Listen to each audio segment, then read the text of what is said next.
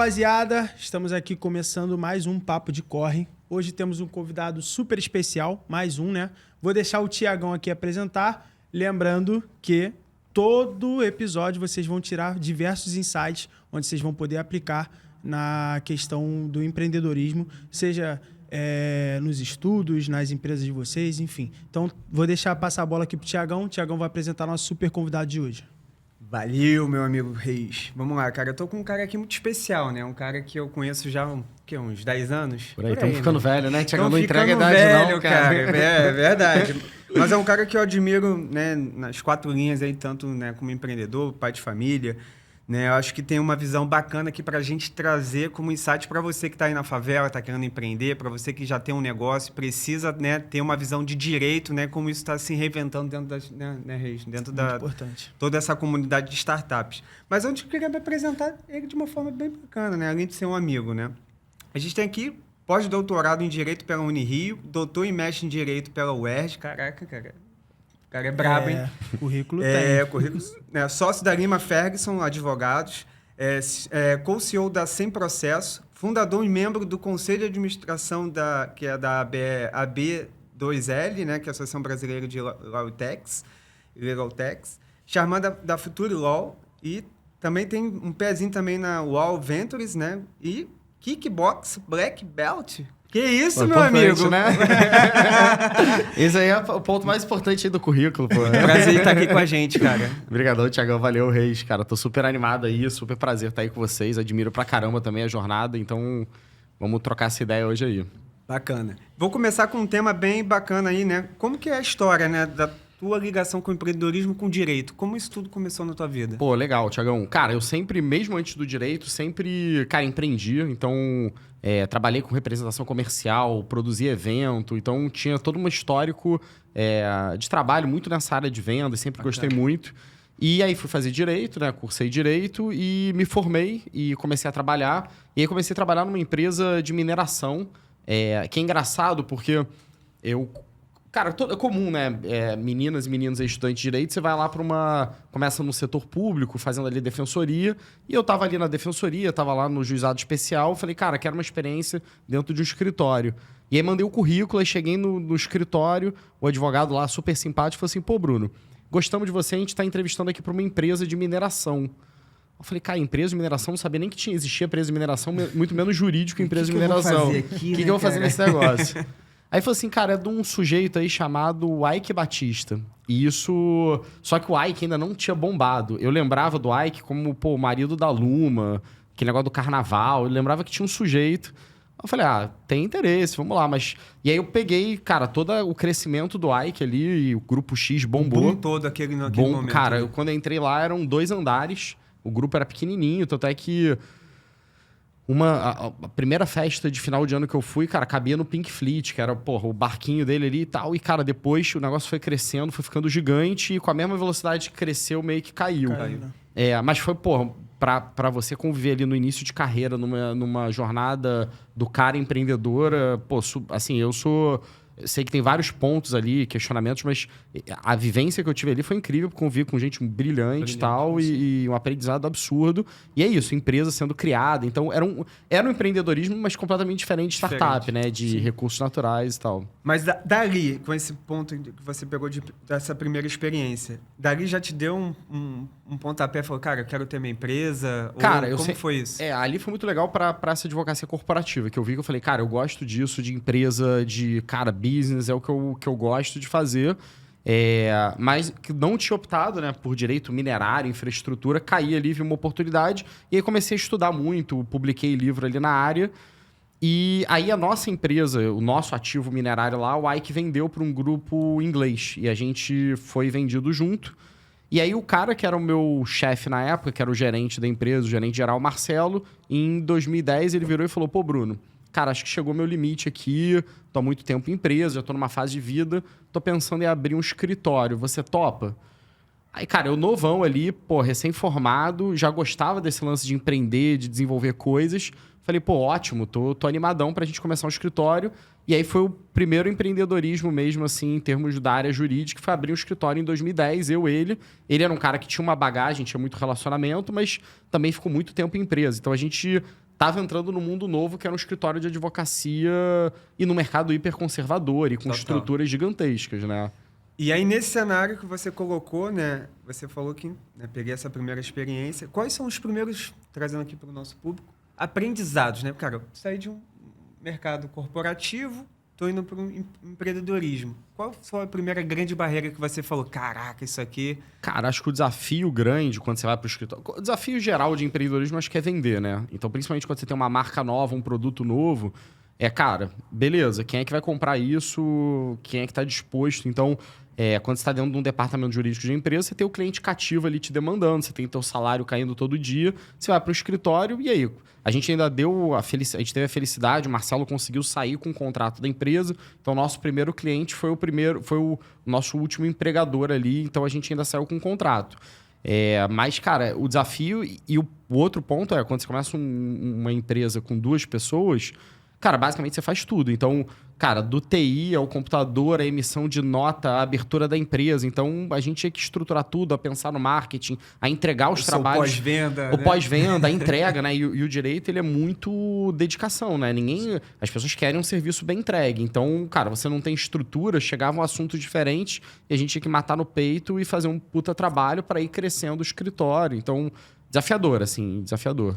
Como é que eram os processos, assim, cara, um escritório de advocacia para a galera entender um pouco melhor em relação à prestação de serviços? Como é que funcionava? Legal. Cara, isso é importante também, né? Tem vários escritórios e várias formas, né? Então, a gente nasceu com a ideia de trabalhar para grandes empresas, o que já é um diferencial. A gente até estava falando um pouco antes, o ciclo de venda para uma empresa grande é muito lento. Para o jurídico, então, mais ainda.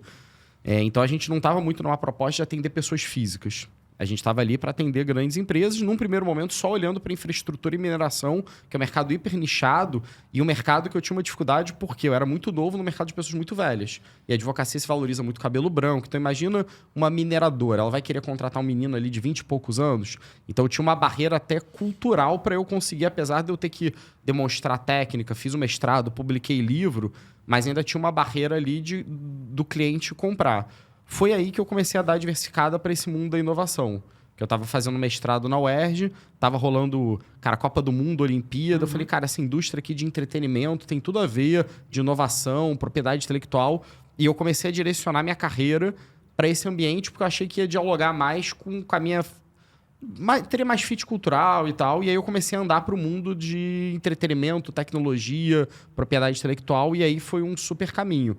Porque aí... Eu lembro que a gente começou a trabalhar com uma grande varejista em 2011 e eles começaram a comprar startup. E nem se falava a palavra startup nessa época. Sim. Só que me surpreendia porque eles compravam empresas e tinha uma galera nova assumindo como diretora. Eu falava, caraca, é possível um menino de 20 e poucos anos, um cara de 30 anos ser diretor da empresa? Eu estava vindo da mineração, que a idade média era 50 anos. O local é aqui. Aqui eu vou conseguir dialogar com essa galera. Ter essa disposição, ter essa velocidade. Não tinha tanta objeção, né? Muito mais fácil. Foi uma pivotagem. E isso foi qual ano? Isso, cara, já 2011, assim. Foi bem no início do escritório. Então, a gente continuou atendendo mineração, infraestrutura. Até hoje, a gente atende muitas empresas gigantescas. E foi abrindo o leque para ir atendendo empresas mais inovadoras. E com o tempo, o mundo inteiro se inovou. Hoje, todas as empresas são inovadoras e a gente acabou virando um full service. Hoje, a gente atende de empresa de educação, a fintech, a banco, a mineradora. A gente tem 100 e poucas pessoas no escritório, então a coisa cresceu muito, né? Bacana. Pra galera entender, é um modelo B2B, né? Totalmente B2B. Tá, Nosso foco sempre foi B2B. Inclusive, a gente foi se afastando sempre do B2C. Assim, é comum até hoje as pessoas me procurarem. Eu sempre tento contribuir, indicar alguém. Mas a gente sabe o nosso foco, o nosso business são grandes empresas. E com o tempo, cada vez mais startups, que são as empresas que serão grandes empresas. Aí sim é uma aposta. E aí não é a dimensão do cara, é o potencial do que aquilo ali pode chegar. Entrando nesse gancho, quando você fala sobre startup, por que vocês apostam em startup? Pelo ciclo ali, aquele tempo todo ela decorrendo, essa aposta mesmo, apostando no crescimento de fato e tendo aquele cliente sempre na mão desde o início dela? É isso. Pra gente, como a gente foi indo para a indústria da inovação, é muito legal a gente estar com startup, porque a gente está sempre... Como o Steve Jobs fala, né? As pessoas que são loucas bastante para achar que vão mudar o mundo são as que mudam. Então, geralmente a startup é o desafiante, né? É quem está propondo um modelo de negócio. Então, para a gente é muito legal, porque a gente atende desde as maiores empresas, então a gente atende, cara, as maiores fintechs do Brasil, os maiores bancos, as maiores varejistas, e tá ali com a startup, tá oportunizando que a gente entenda para onde o mercado tá indo. Então tem um aspecto de oxigenação absurdo, porque você tá ali com um cara que vai mudar o mundo. E conexões, E né? poder das conexões. Isso também Bacana. é muito legal, porque muitos clientes nossos querem comprar startups, querem usufruir disso. Então, é o que o Thiago todo falou. match, né? A gente faz muito match. A gente busca ser, além do aspecto jurídico, entregar um trabalho de qualidade, ser um verdadeiro conectador, um facilitador de relações e conexões. E o segundo é o que você falou, assim, a gente teve a oportunidade de ver empresas que a gente ajudou o cara no contrato social e aquela empresa ali chegar numa dimensão de muitos milhões e crescer numa velocidade muito grande. Quase então, uma incubadora, né? Você É isso. né, ajudou ele no início ali, isso. foi ganhando isso. tração. E hoje a gente atua até como um verdadeiro venture capital em algum nível. Por quê? Porque é normal que apareçam muitas startups.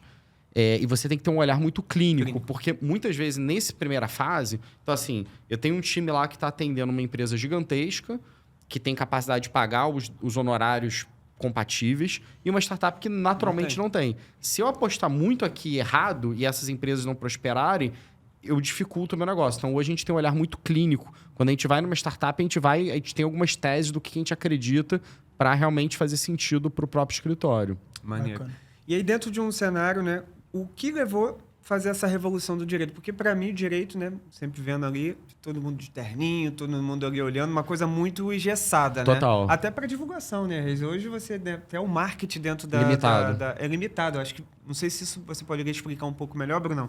Mas eu acho que vocês são limitados até pela OAB para fazer Sim. propaganda, né? Sim. Então, até para se diferenciar, você tem que ter todo um jogo de cintura para você não ser penalizado, né? É isso. Poderia explicar como tem essa ótica do marketing? Porque eu vejo muito o escritório da Lima com essa perspectiva de criar sempre a inovação, Sim. né? A questão do marketing mesmo. Vocês têm um carinho muito grande com essa questão de construção de marca, né? Cara, a gente acredita muito nisso e isso foi uma construção, né? Pra pegar o contexto, né? Talvez quem, às vezes, não vivencia esse mundo jurídico, imagino que a maioria da audiência... Cara, você vê até nos Estados Unidos, é muito comum, né? Better Call Saul, o cara fazendo aquela propaganda, né? Com outdoor. No Brasil, isso é restrito.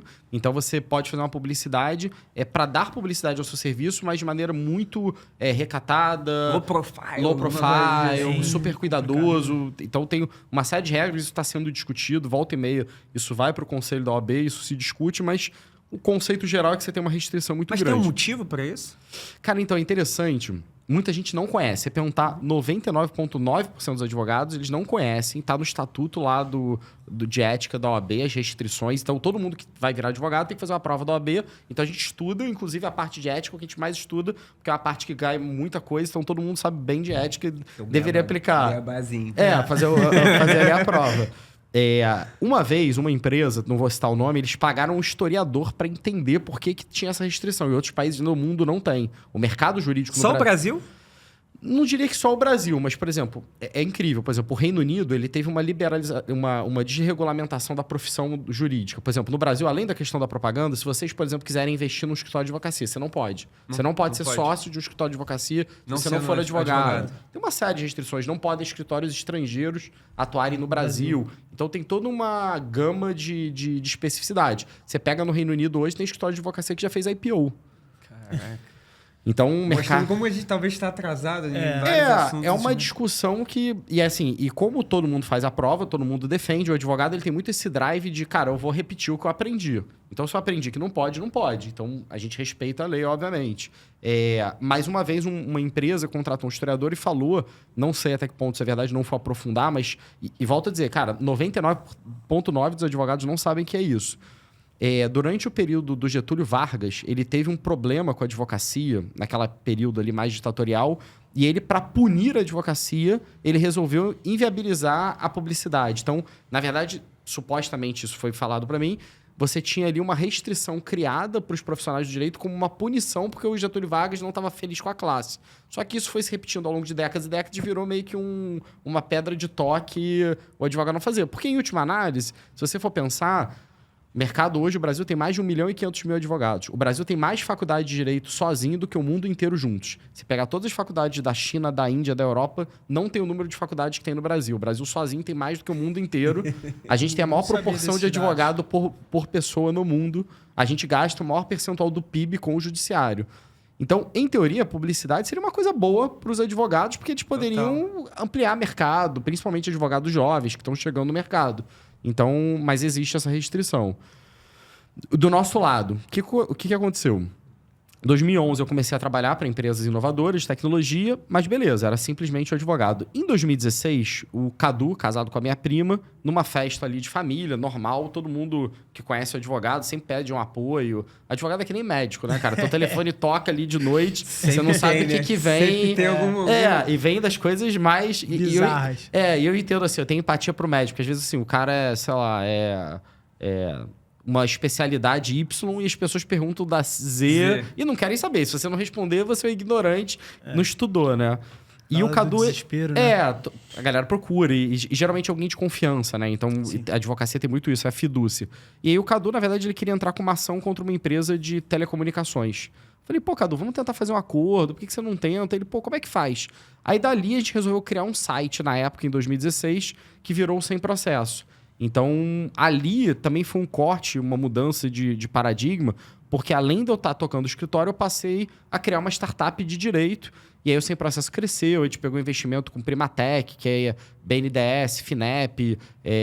A empresa cresceu muito, isso foi 2016, a gente está em 2024, então tem 8 anos aí de empresa, cresceu bastante. E ali eu comecei a me tornar... Eu achava que eu criar um escritório era um ato de empreender.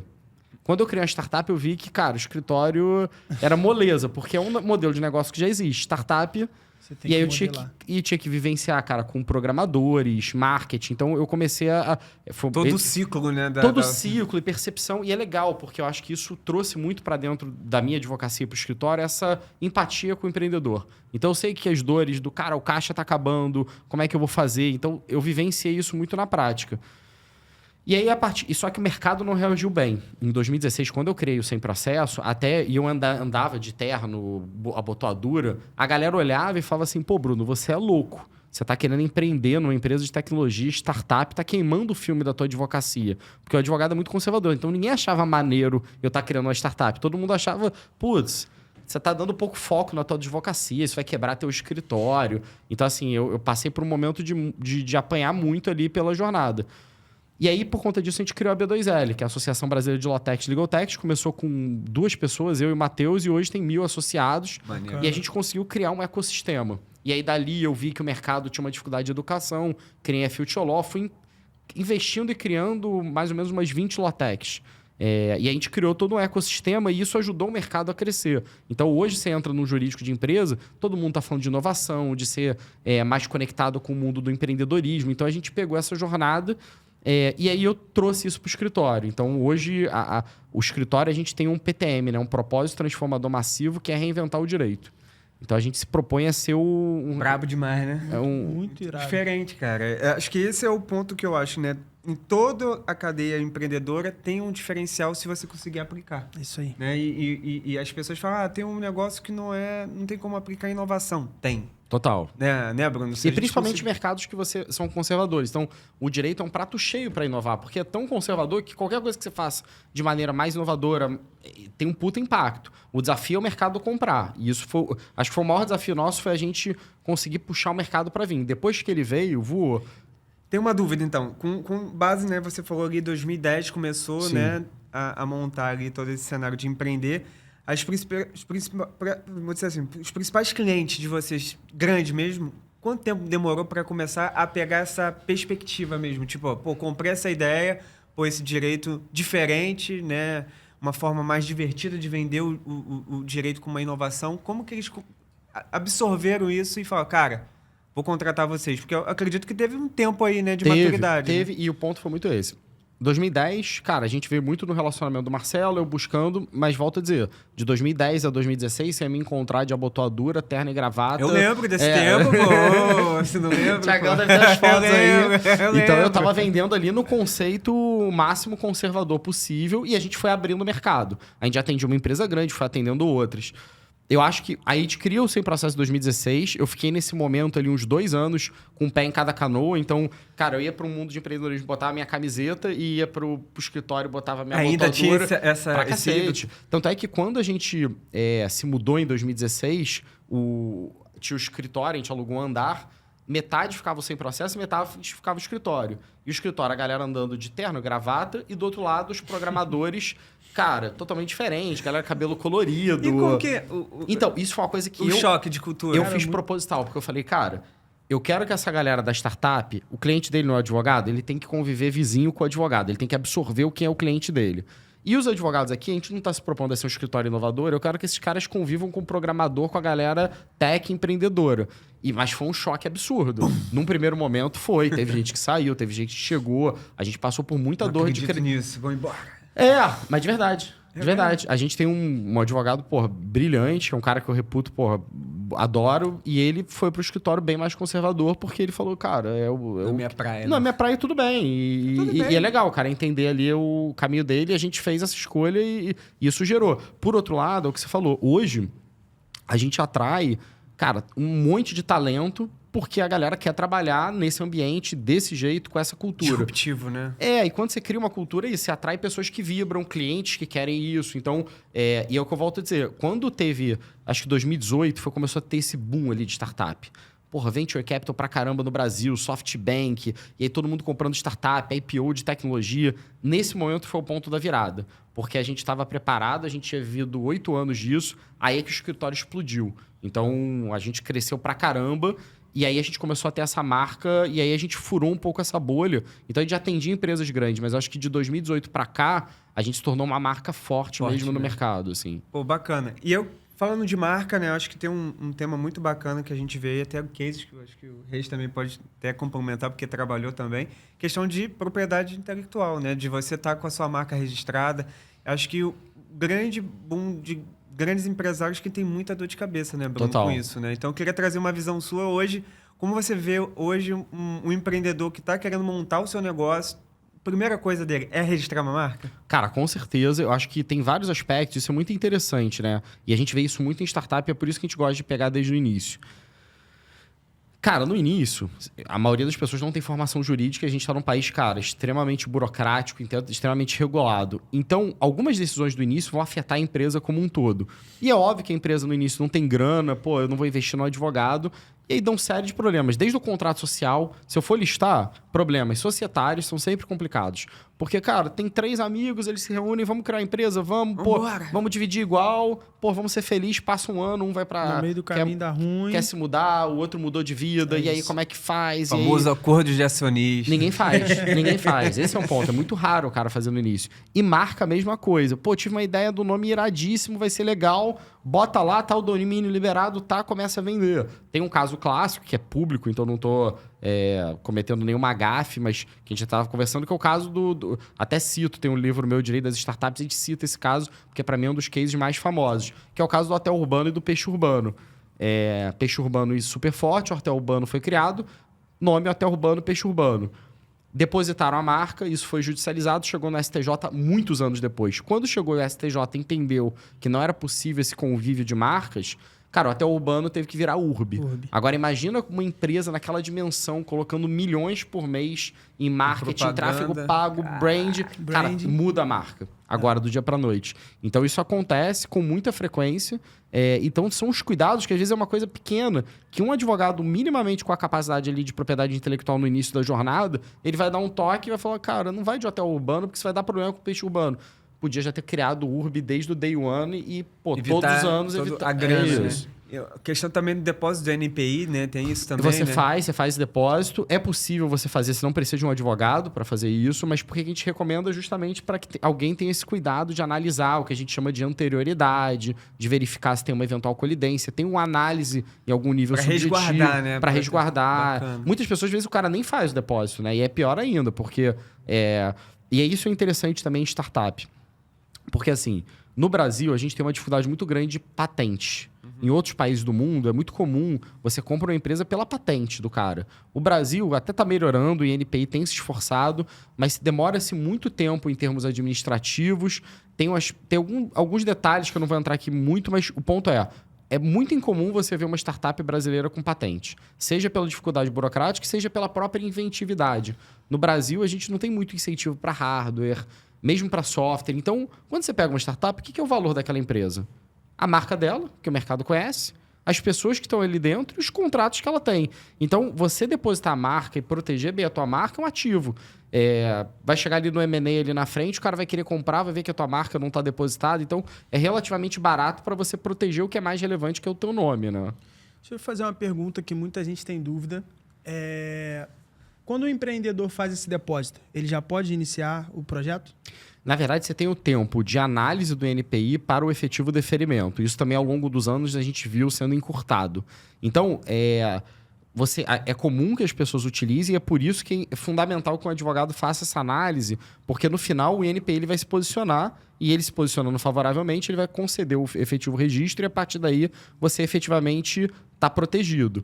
Agora, por esse lapso entre depositar e efetivamente obter o registro, nesse meio tempo você está, de certa forma, descoberto, porque ainda não teve um carimbo. E é por isso que um advogado, uma advogada capaz, ele vai te ajudar a te dizer, por exemplo, eu posso depositar uma logo muito parecida com essa aqui da Multiplan? Em teoria, eu posso. Fatalmente, eu não vou conseguir ganhar nem o elemento figurativo, porque vai se entender que tem uma colidência. Agora, se tem um advogado que tem uma capacidade de olhar e falar, cara, eu fiz aqui... Até porque a gente, por exemplo, usa muito software. Então, além dos bancos do NPI, a gente usa uma base própria nossa para conseguir fazer esse tipo de colidência para tentar dar o máximo de segurança. Até que quando a gente analisa, a gente fala, olha, o risco de você não obter sucesso é muito grande. Eu não iria por esse caminho, eu não investiria dinheiro dentro disso. Então, esse trabalho mais minucioso que acaba dando esse impacto. Mas, em teoria, você pode utilizar até que alguém questione. É muito comum você, talvez algum empreendedor que está me ouvindo, receber uma notificaçãozinha lá de alguém falando que você está usando a marca E aí, alguém recebeu? Qual é a tua dica que tu dá? Aí você vai ter que procurar advogado. Desespero. Acabou às vezes você tem análise, né? É óbvio que quando o cara já notifica, geralmente vem o advogado do outro lado, geralmente alguém capaz que fez essa análise, então tem algum fundamento. Ninguém notifica, em teoria, se não tiver um fundamento. Perfeito. Mas é um momento que às vezes o cara procura o advogado de propriedade intelectual. Quando está tendo a briga, quando está o divórcio. Infelizmente, o advogado muitas vezes é procurado quando o negócio já está pegando fogo, né? A gente tem infelizmente, a gente tem essa cultura de postergar, né, aqui no Brasil. Então... E custo também, né, para o empreendedor. O cara... E o ponto do empreendedor, isso é um desafio também de lidar com o startupeiro. O cara já toma muito risco. O cara que está se propondo a criar a empresa, ele está tomando risco de tudo que é a natureza, de quebrar a vida dele. Então, ele é uma pessoa que gosta do risco. Então, é difícil ser o advogado também que fala, cara, você está tomando risco. O cara já tomou risco, meu irmão, vamos para cima. Então, eu acho que o bom empreendedor, a boa empreendedora é aquele que se alia com o advogado que tem essa capacidade de inovação, porque também o advogado que diz não, aquele advogado tradicional que fala isso não pode, isso serve para nada. Então, na verdade, você tem que ter alguém que esteja do teu lado, que te ajude a orientar e que você ouça e que ele te ajude a inclusive, mitigar riscos. Vamos tomar risco? Vamos. Mas talvez se for por aqui, a chance de dar problema é menor, ou se der problema não é tão grande. Perfeito. Então, acho que é uma relação muito simbiótica, assim, entre o advogado e o empreendedor. Perfeito. Cara, queria puxar para uma outra parte da sua vida. Quando você diz que você foi massacrado pela sua ideia um pouco louca, assim, eu particularmente achei, mas achei muito, muito da hora, muito top, mas é um choque de cultura muito bacana.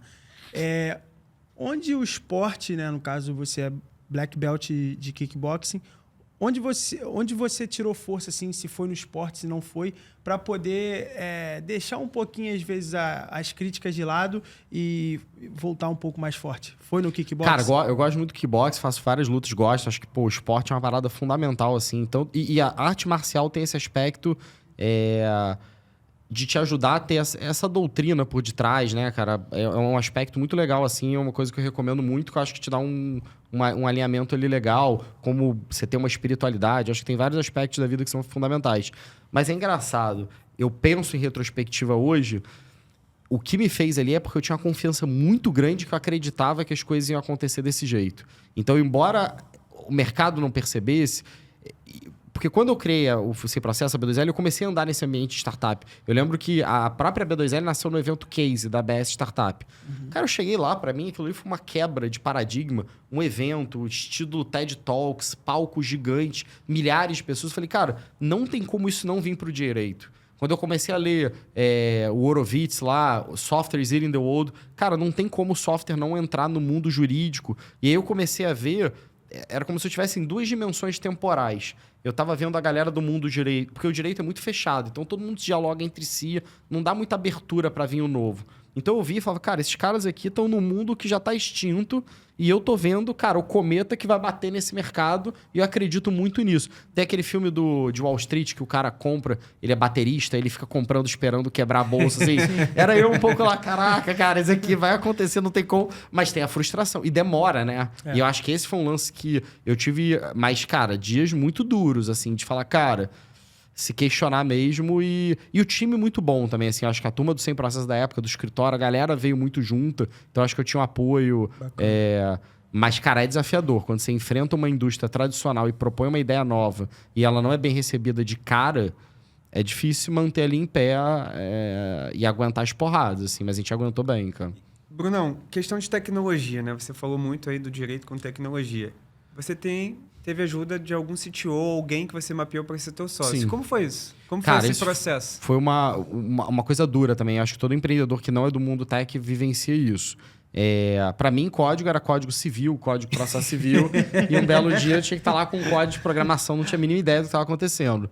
E a gente teve apoio de uma software house no início, etc. E tiveram algumas pessoas, né? Eu acho que tanto o Gabriel, que hoje sigo o sócio dele na Lumix, hoje não está mais full ali no Sem Processo, e o Marte também, que é o nosso CTO, e o Lucas, que é o nosso CPO. Então, a gente foi trazendo pessoas muito boas, o João também, que teve uma passagem. Então, a gente teve uma sorte muito grande de ter pessoas muito incríveis vivenciando com a gente. E eu acho que o nosso propósito era muito legal. Então, a gente queria reduzir os conflitos. É muito legal porque o programador ele tem muito essa cabeça de ser desafiado. Então, os programadores, quando eles olhavam para esse mercado, falavam, cara, quero estar nesse mercado. Pode. E todo mundo tem esse Era lance... desafiador, né? Falou, eu quero montar alguma coisa diferente, cara, no mercado diferente. E o direito é um negócio que todo mundo tem um contato. Já viu um filme americano, tem um lance ali, já viu Suits. Então, era um negócio que mexia com o imaginário e a galera chegou junto.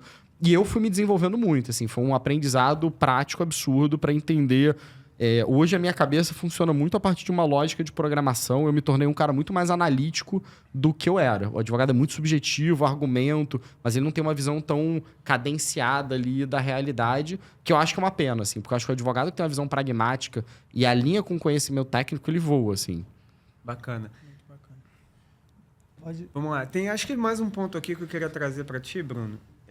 A perspectiva para o futuro, né? Quando a gente fala muito de futuro, né? Você tem aí uma perspectiva com as suas empresas, né? Com as suas investidas. O que você está vendo do cenário hoje brasileiro, mundial, jurídico, startups, para os próximos, sei lá, 2 anos aí? O que você está imaginando com esse mercado? Cara, acho que a temática do momento é a inteligência artificial generativa. É fato, e eu acho que isso tem um potencial de impacto no mercado jurídico gigantesco. Porque é engraçado, né? Eu falo de inteligência artificial do direito há muitos anos. E sempre que a gente falou de inteligência artificial, a gente falava o seguinte, cara, a inteligência artificial ela não vai mexer com a criatividade, ela vai trabalhar nos trabalhos mais repetitivos. E o que a gente aprendeu com chat GPTs da vida é o contrário, Midjourney. Não, brother, a inteligência artificial é criativa, ela cria coisas absurdamente com qualidade. Eu consigo fazer um roteiro de um filme. E para o direito, ela tem um impacto absurdo. A gente desenvolveu um produto chamado Spectre. A gente teve com o Supremo Tribunal ajudando numa solução de inteligência artificial generativa para o Supremo. Então, eu estou muito entusiasmado com o uso de AI generativa para o mundo jurídico. E acho que esse praticamente que é o ponto. Seria o quê? Um assistente aí para o Cara, eu dia a acho dia? que vai ser para todas as frentes, né? Eu acho que, assim, na minha concepção, sempre tem essa discussão. Será que vai tirar o advogado? O advogado vai deixar de existir? Cara, acho que não. Porque desde que o mundo é mundo, existem profissionais do direito, porque o ser humano, ele quer um conselheiro. O ser humano, ele quer uma pessoa para tutelar os seus interesses. Ali, né? Um mentor. Então, o papel do advogado e advogada é olhar para o teu interesse, é ser aquele ombro amigo técnico para te ajudar, etc. Então, eu acho que isso não acaba. Pelo contrário, no mundo hiperconflituoso, complexo que nem o nosso, cada vez mais precisam ser de advogados e advogados. Agora, o exercício da profissão, já teve uma época que o cara escrevia na máquina de escrever e tinha que procurar um livro. Porra, hoje o cara usa ali no Word e vai embora. Cara, vai ser um clique na inteligência artificial generativa. O conhecimento é muito mais rápido. E tem uma coisa que o usuário do serviço jurídico quer que a gente não consegue entregar, que é o direito instantâneo. A gente está no mundo hoje latência. Traduza isso pra gente. O que é a concepção? Cara, a gente está no mundo hoje do mundo latência. Então, os algoritmos estão em toda parte. Eu entro no Netflix, vejo um filme, 1 segundo depois ele fala, sugiro esse filme para você, eu vou ver e vou gostar. Eu posto no Instagram, 1 segundo depois a galera curte e comenta. A gente tá no mundo de instantaneidade, a gente não quer esperar. Tudo é rápido no mundo de hoje. Aí, pô, você chega pro advogado e fala, cara, analisa meu contrato. Porra, o cara demora 1 mês, me dá uma opinião legal, o cara me demora 1 mês, pô, meu processo judicial demora 20 anos. Então, o direito, ele não consegue acompanhar a velocidade da expectativa. E eu acho que a inteligência artificial vai vir nesse aspecto de instantaneizar o direito. É óbvio que você vai ter que ter uma camada humana para falar, cara, a inteligência artificial falou besteira aqui, vou adequar aqui, só que o advogado, ele vai ter que ser um pouco esse centauro meio humano, meio máquina, meio ciborgue, que ele vai ter que usar muita tecnologia para entregar muito rápido, na velocidade que se quer e com uma qualidade muito alta. Então, acho que é isso que eu observo dos profissionais do direito daqui para frente. E você vê também com essa onda, né? Não só do IA, mas a questão de, no futuro, ter um plano de assinatura jurídica, alguma coisa que passe a ser uma consultoria muito mais que as empresas ou as pessoas físicas possam ter, né, um plano de assinatura de acordo com a necessidade? Existe esse desejo, tem uma restrição muito aí da OAB, da forma como o serviço é entregado, tanto é que em países, por exemplo, no Reino Unido, onde isso é desregulamentado, isso tem uma facilidade muito maior. Mas eu acho que é um pouco até mais do que isso. O que eu vejo é a curva de precarização do serviço jurídico, ela acontece. Então, como tem muito profissional, cara, as pessoas têm budget reduzido, vão pagar cada vez mais. Eu acho que a tecnologia ela vai conseguir equalizar. Então, não necessariamente se o formato do serviço, cara, vai ser o do it yourself, que eu acho que o do it yourself, a depender das coisas, é muito difícil. Você vai sempre querer alguém... É que nem imposto de renda. Hoje você pode fazer teu imposto de renda. Por que muita gente ainda contrata um contador? Porque você quer aquela segurança, você quer o cara... Você quer até transferir aquela demanda para outro. Mas eu acho que o que vai acontecer é... Os serviços vão baratear muito e vão mais pessoas poderem utilizar e usufruir. Acesso, né? Porque hoje um bom serviço jurídico ele é caro. Sim. Até o que a gente está falando para empreendedor. O cara no início da jornada... Não tem grana. Ele não tem grana. Ele não tem grana. Por isso que grandes empresas acabam se usufruindo e empresas em estágio menor acabam tendo dificuldade. Deixa arder primeiro, né? Isso. Lá na frente a gente vê se ardeu e vambora. É isso. E, Brunão, dentro de um cenário agora pegando para o público hoje, né, de comunidade, né, que tem um pouco, talvez, dificuldade de acessar bons escritórios de advocacia ou ter uma perspectiva, né, de empreender, queria trazer uma perspectiva sua desse cenário. O que você está vendo hoje, né, de startups ou de coisas que estão acontecendo dentro de comunidade aí que você acha que, cara, é o caminho bacana, que está resolvendo dores grandes, mas que, ao mesmo tempo, precisam ter esse olhar de governança, esse olhar, né, como empreendedor. Acho que não deixar as coisas do jeitinho brasileiro, né? Total. Acho que, cara, as comunidades são um potencial gigantesco, né? Em termos populacionais, de empreendedorismo, de criação. E concordo que existam essa certa disparidade de próprio acesso, né? De chegar ali no escritório. Acho que a gente tem uma vantagem muito grande hoje é que a internet popularizou o conhecimento. Então, hoje está tudo muito acessível. Até nesse conceito do it yourself, cara, o cara pode buscar, tem muito tutorial, tem muita coisa ali que ensina. No Google também, muita né? coisa no Google. E também tem um aspecto que, nesse sentido, é positivo, que eu estava falando. O Brasil é o país que tem o maior número de faculdade de direito. Então, o acesso do ensino jurídico, ele sempre foi muito elitizado. Sempre muito restrito. E de alguns anos para cá, teve uma popularização muito grande, o Brasil tem os maiores grupos de ensino, e isso deu uma capilaridade muito grande, e vejo pessoas oriundas das comunidades que têm formação jurídica, e isso é muito legal, porque conseguem levar esse conhecimento.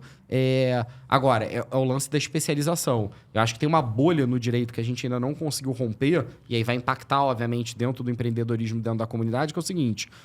Quem está falando hoje sobre direito, empreendedorismo, ainda é um grupo pequeno. O advogado, advogada, oriundo de vários lugares dentro da comunidade, ele vai olhar e falar, não, eu quero ser um advogado trabalhista, eu quero ser um advogado de consumidor. Mais tradicional, mais né? tradicional, previdenciário. Então, eu acho que o grande caminho é que essas pessoas que estão vindo da comunidade, elas percebam que tem um nicho, porque é isso, você vai pegar numa comunidade ali um horizonte do direito empresarial, de marcas. Então, assim, o cara pode estar ali sendo um diferencial. Talvez ele não seja mais um advogado de trabalhista, previdenciário, consumidor, e seja o advogado da comunidade que tem a condição de prestar uma assessoria jurídica de qualidade. Então, acho que isso é um puta business. O advogado da comunidade que ele tiver uma visão empreendedora, ele vai observar porque vão nascer cada vez mais empreendedores ali, as empresas vão crescer, ele vai ter condição de dar apoio e ser o advogado referência daquele mercado, né? É um puta diferencial competitivo, né? Eu acho, e eu te falando, a gente, volto a dizer, por exemplo, a Future Law, a gente criou a Future Law 2017, 18. Cara, a gente teve 20 mil alunos online. É muito, só que, cara, para uma população de 1 milhão e 400 mil advogados não é nada. Então, eu acho que quem conseguir perceber isso, então, acho que fica esse recado. Pô, eu conheço um amigo, uma amiga que tá fazendo direito, se formou. Aí, gente, cara, estimula a pessoa aí, ali, porque no final, eu vou te falar um negócio. De qualquer empreendedorismo, cara, de uma loja que tenha dentro da comunidade, é o mesmo desafio da maior empresa varejista do Brasil hoje. Tem desafio de marca, tem desafio de contrato social, tem o desafio ali do trabalhista, tem o desafio tributário. Então, cara, é uma possibilidade ali de você abrir um super escritório para atender aquela demanda empresarial dentro da comunidade. Curiosidade, rapidinho, Reis. Hoje o mercado gira em quanto? Quantos bilhões é o mercado jurídico? Cara, isso é uma coisa muito interessante. Legal essa visão aí de empreendedor. Cara, o número é muito apócrifo. Então, o direito ele não se abre muitos dados. O advogado não gosta de compartilhar. Só para vocês terem uma noção, existe um escritório, é o único escritório de grande porte que abre os dados hoje no Brasil, que se chama Matos Filho. Isso está na internet. Você procura lá Matos Filho e Faturamento. Matos Filho fatura hoje 1 bilhão e 500 milhões por ano. Um escritório de advocacia. Então, você vê um escritório faturando 1 bilhão com um serviço de HH, de homem-hora, né? Então, é difícil dizer quando o movimento mercado jurídico, porque vai ser desde o advogado previdenciário, do trabalhista. Eu acho que a advocacia corporativa, pelas algumas estimativas minhas, na minha visão, fatura ali na ordem de 100 bilhões por ano. Então, se for pegar o mercado jurídico inteiro, movimenta muitos e muitos bilhões. Então, é uma puta oportunidade. Tem vários nichos dentro disso e várias oportunidades para se atuar. Essa galera aí que está se formando agora, que teve um sonho igual você de 2011, está largando, né, um emprego formal, querendo reinventar. Total. Tem muito espaço e eu acho que hoje é mais fácil, porque tem essa valorização da galera mais jovem, que eu acho que é uma mudança de paradigma. Acho que hoje, com conhecimento todo disponível nas plataformas, tem 1 bilhão de... Fica aí até a dica da Future Law, tem um monte de conteúdo gratuito lá, gente, podcast, não sei o quê. Então, o conhecimento é disponível, cara, as ferramentas estão ali e o mercado está mais aberto. Então, acho que é um super momento para ser advogada e tem um mercado aí para ser conquistado. Bacana. Queria saber mais sobre essa parte de educação. Quais são os seus livros que você já publicou e aonde a gente pode encontrar? A galera aí que a gente está tocando essa parte de educação, já deixa teu pitch. Legal, aí. pô. Tem minhas redes sociais aí, Instagram, LinkedIn, TikTok, mas não tem dancinha no TikTok. E tem o Lattes aí, que é a plataforma de mais acadêmica, e tem todas as publicações. Cara, hoje está muito disponível as Amazons da vida, e a gente veio publicando muito, assim, na Future Law. Quando a gente começou lá 8 anos atrás, a gente sentia falta. Todo mundo, eu quero entender aqui sobre direito de startup. Não tinha livro. A gente publicou um livro que saiu pela Saraiva, Direito das Startups. Então, eu tenho mais ou menos uns 20 livros publicados. Da Future Law, além dos meus 20, tem mais uns 20. A gente tem uma revista acadêmica. A gente publica no Jota também semanalmente. Tem uma coluna lá. Então, cara, tem muito conhecimento que a gente vem distribuindo e a gente também é muito aberto. Então, se alguém está ouvindo, tem uma ideia, tem um tema, quiser publicar com a gente acredita nesse conceito meio de plataforma aberta. Então, hoje tem muito conteúdo. Na Future Law são 40 cursos hoje disponíveis online. E é pago ou é gratuito? O da Future é pago, mas tem muito conteúdo. A gente faz podcast, volta e meia tem campanha que a gente dá curso sem custo pra galera poder ter acesso. E o foco é a galera que tá se formando? Cara, o nosso foco é muito o ambiente das pessoas que já estão no ambiente de trabalho, mas cada vez mais chegam gente, até estudante, gente que tá se formando. Cara, e é engraçado, né? Porque principalmente nesses temas novos do direito, é uma puta oportunidade pro menino e a menina se desenvolver.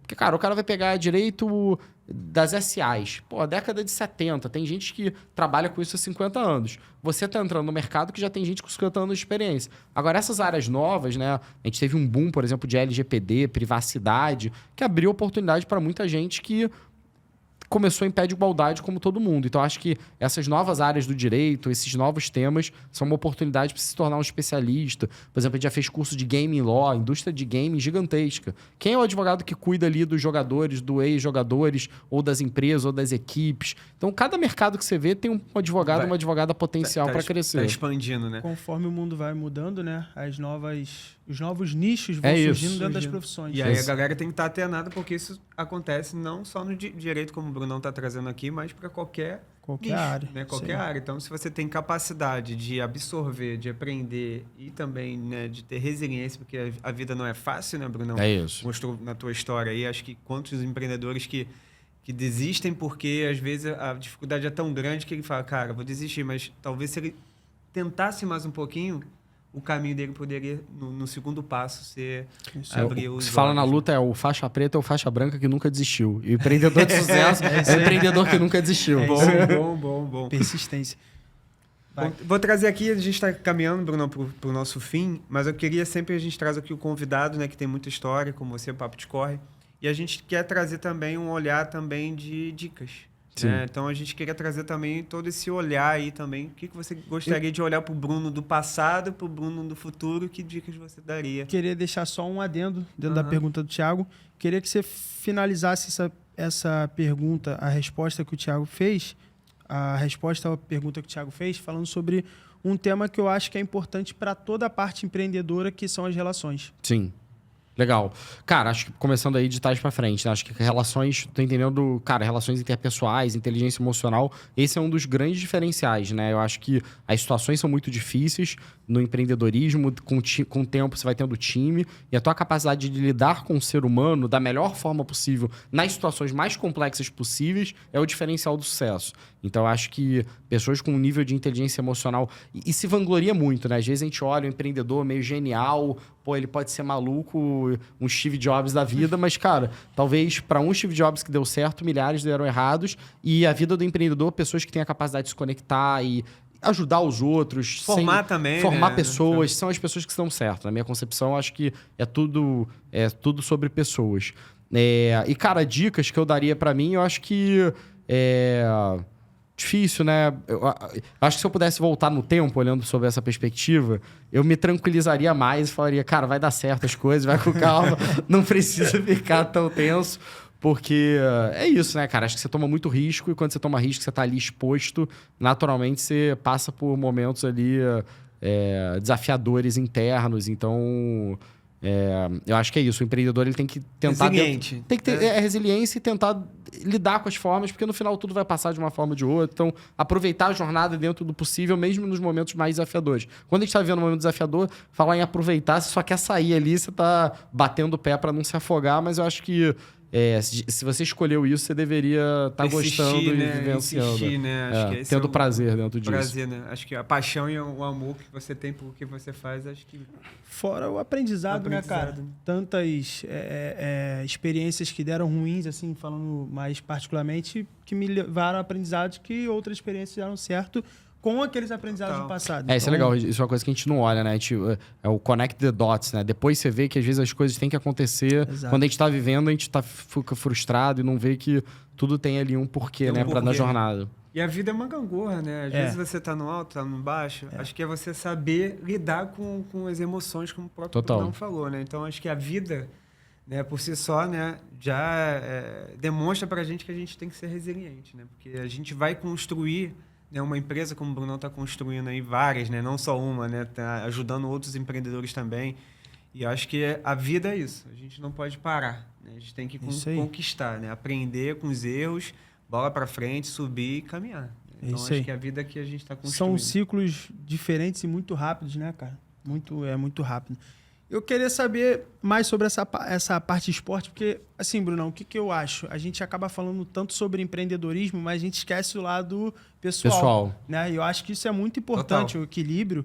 Né? O empreendedor, para mim, hoje, as referências que eu tenho, são pessoas totalmente equilibradas. E encontram esses equilíbrios fora do empreendedorismo também. Queria que você falasse mais sobre o kickboxing, como é que você conheceu, como é que você começou, como foi esse processo da faixa branca até a faixa preta e onde isso também te ajuda a aliviar o estresse no teu dia a dia. Cara, legal. Eu gosto muito do kickbox pra caramba. Comecei com 13 anos, então tenho bastante tempo aí. Não vou entregar a idade aí, que o Thiago falou. Tá quase entregando. Mas muito tempo e com idas e vindas, assim. Então, e eu acho que isso é interessante. Mas sempre busquei praticar e sempre fazendo todo esporte. Também gosto muito de jiu-jitsu e tal. Busco correr. Mas é engraçado. Esse é um ponto que eu acho muito relevante. Essa busca pelo equilíbrio, né? É uma coisa... A gente, às vezes, perde a percepção de que a gente é o que a gente come, o que a gente fala, o que a gente pensa. A gente acha que a gente é um monte de coisa, mas no final a gente é muito mais os nossos hábitos e a nossa continuidade. E hábitos são aquilo que você faz com uma frequência e não que você faz uma vez na vida e nunca mais faz. Então, buscar hábitos bons vai fazer com que a tua vida... Tava conversando isso até ontem no escritório, que a gente está hoje com esse sistema híbrido. Então, cara, as pessoas têm uma liberdade maior de viverem do jeito que elas querem. Sim. Só, cara, nada contra, sou super a favor da liberdade, mas, cara, o ser humano tem um ciclo circadiano. Se você começa ali a virar muito à noite, cara, você não consegue acordar muito cedo, você começa a viver numa vida noturna, pega menos sol, diminui vitamina D, é óbvio que isso vai começar a afetar e vai te dar uma chance de ter quadros ali piores psicológicos. Então, eu acho que essa busca constante por, cara, vou me alimentar bem, vou ter uma vida mais saudável, isso faz com que potencialize que você tenha energia para fazer o teu empreendedorismo. Agora, na jornada do empreendedor, talvez isso não seja linear. Então, acho que você pode entender também, eu entendi isso na minha vida, momentos ali que, cara, não vou fazer exercício nenhum, cara, tô aqui pra dentro, mas sempre que eu posso, eu volto. Então, graças a Deus, hoje eu tô numa fase que eu tenho uma condição de conseguir manter equilíbrio, mas nem sempre foi assim. Então, acho que cara, o cara tá... Imagina aqui um cara, uma menina que tá começando uma empresa. Porra, vou ter que fazer exercício. Não, brother. Você tá no início da empresa, cara. Foca ali e, cara, bate teu pé 1, 2 anos. Talvez quando você tiver a tranquilidade. Então... Mas eu acho que no final é olhar na perspectiva do total. Quando você, no total, você tem que buscar uma vida equilibrada. Até porque o teu corpo não vai aguentar uma vida inconstante e com falta de qualidade no longo prazo. Então, no longo prazo tem que fazer. E, cara, adoro kickbox e vi as transformações e faixa preta, é muito legal, assim, é uma conquista também, né? Acho que é mais uma titulação e é o que eu falei do lance que eu levo pra vida, que é o faixa preta e o faixa branca que não desistiu. Então, acho que esse exercício de resiliência, continuidade, arte marcial, e acho que também ensina, né? Se a perder, a lutar, a treinar, então acho que traz uma visão boa pra vida, assim. Eu acho que a parte mais importante do esporte, seja qual for, tá? E principalmente artes marciais, também sou apaixonado por jiu-jitsu, é que mostra como ser resiliente, né? Porque isso. Não é da faixa branca para faixa preta, demora muito. E aceitar que você vai, cara, perder, o cara vai te finalizar um momento, um dia você vai levar um soco na cara e vai parte. E na vida do empreendedor é isso, cara, um dia você vai levar um soco na cara, você vai se decepcionar, vai ter dia que você vai acordar melhor, você vai ser campeão num dia, no outro dia você não vai ser. Então acho que você lida mais com acho que a marcialidade traz isso, né? Um equilíbrio maior para lidar com as situações adversas e entender que, cara, você vai cair, virar e continuar é um pouco do jogo, assim. Quem acha que vai ganhar todo dia, cara, nem sai porque você tá fudido Não, total. caminho. Verdade. Queria agradecer, Brunão, pela tua participação. Acho que foi um aprendizado aqui para mim, acho que pro Reis também, né? Para todo mundo que tá nos ouvindo, né? E vendo, acho que o principal dilema que tem aqui, cara, empreender não é para os fracos, né? A gente tem que ter resiliência, foco, disciplina, né? Como você falou aí, né? O esporte traz isso também para dentro do empreendedorismo, né, Reis? Com certeza, cara. Afinal, o papo é de corre, né? É isso, temos que correr todos os dias. E eu queria trazer aqui um lado, né, dos apoiadores, né, que tá ajudando a gente no dia a dia, né, para esse papo aqui acontecer e fazer, né, Multistúdio, Multiplan, que tá ajudando a gente aqui, ser a nossa casa aqui pra gente poder gravar. Super legal. E ao mesmo tempo, né, trazendo aqui as marcas que vêm apoiando a gente, o próprio Carteiro Amigo, né, focado em entregas dentro de favela, fazendo, né, uma revolução também, Total. Brunão, né, dentro das favelas. A Lima Ferguson, do Brunão, também está apoiando a gente também aqui, ajudando, né, toda essa parte também do direito. Parafernália com a parte de tecnologia, também software house super bacana, com projetos lindos também no mercado. Vai Fácil também, parceiro estratégico também de entregas mais sustentáveis. A Make Buzz, né, de comunicação, né, que ajuda na parte de PR, né, ajudando toda essa parte de comunicação. Satori, para quem precisa de conselho, né, na parte de conselho mesmo, governança é uma empresa super bacana, respeitada também. A Viva Mídia, que coordena nossos cortes, né? Queria mandar até um abraço pra Maju, que a gente perturba ela. Maju, ajuda, Maju. Pô. A própria Amandá também, que é uma parceira nossa também de envios, estamos fazendo um projeto super bacana também. Estava conversando com o Bruno aqui nos bastidores de envios para o Brasil todo, junto com a Jadlog. Então, é um projeto que também está ajudando bastante aí a gerar empregos e oportunidades. Então, agradecer aí essa ilustre presença do Brunão, um amigo de longa data aí, que está com a gente já há um tempo, contando as suas histórias. E Obrigadão, acho que Thiagão, adorei. Ajudou muito, cara, a inspirar. Valeu, Reis. Adorei. Insights. Contem comigo aí, próximos episódios aí, tô sempre às ordens. Tô pelas redes sociais aí, quem quiser mandar mensagem, puder ajudar, tô às ordens total. Deixa suas redes aí, pessoal. Cara, Bruno, meu sobrenome, Feigelson, que é um pouco difícil, então deve estar aí no episódio em algum lugar. E é tudo Bruno Feigelson, cara. Instagram, LinkedIn, TikTok, mais é o que Se tiver empreendedores que falam, cara, eu quero te mandar uma mensagem. Pô, pode mandar, eu respondo todo mundo, cara. E tento bacana. contribuir da forma que for possível, cara. Bacana. Obrigado, Brunão. Valeu, pessoal. Então é isso, rapaziada. Ficamos por aqui. O papo foi de corre, como sempre. Um abraço. Abraço, gente. Até a próxima.